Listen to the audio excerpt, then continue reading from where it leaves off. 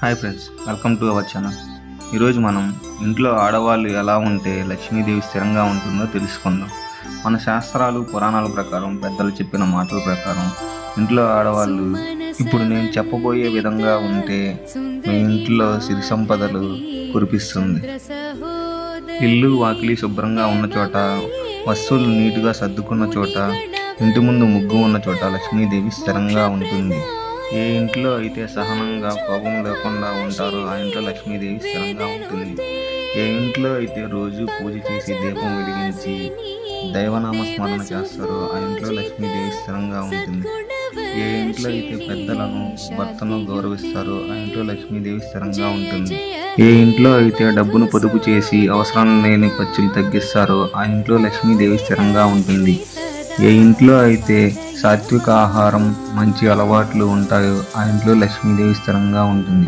ఏ ఇంట్లో అయితే అతిథి సత్కారం అంటే వచ్చిన వారిని ప్రేమగా చూసుకుంటారో ఆ ఇంట్లో లక్ష్మీదేవి స్థిరంగా ఉంటుంది. ఏ ఇంట్లో అయితే ఉదయాన్నే లేచి ఇల్లు ఊడ్చి గంగా జలంతో ఇల్లు శుభ్రముగా తుడుస్తారో ఆ ఇంట్లో లక్ష్మీదేవి స్థిరంగా ఉంటుంది. ఏ ఇంట్లో అయితే ఉదయాన్నే తులసి దగ్గర నీళ్లు పోసి దీపం వెలిగిస్తారో ఆ ఇంట్లో లక్ష్మీదేవి స్థిరంగా ఉంటుంది. ఏ ఇంట్లో అయితే సాయంత్రం దీపారాధన చేస్తారో ఆ ఇంట్లో లక్ష్మీదేవి స్థిరంగా ఉంటుంది.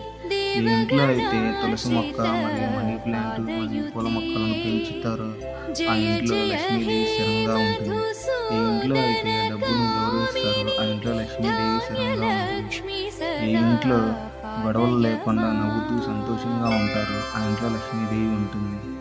రోజు రాత్రి నిద్రపోయే ముందు ఓం శ్రీ మహాలక్ష్మి నమః అని 11 సార్లు మనసులో అనుకోండి.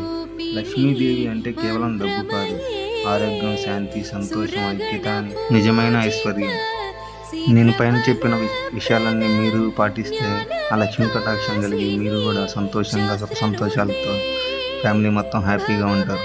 ఈ వీడియో మీకు నచ్చినట్లయితే ఓం శ్రీ మహాలక్ష్మి నమః మీకు కామెంట్ చేయండి friends. Thank you friends. Channel subscribe చేసుకొని వీడియోని లైక్ చేయండి.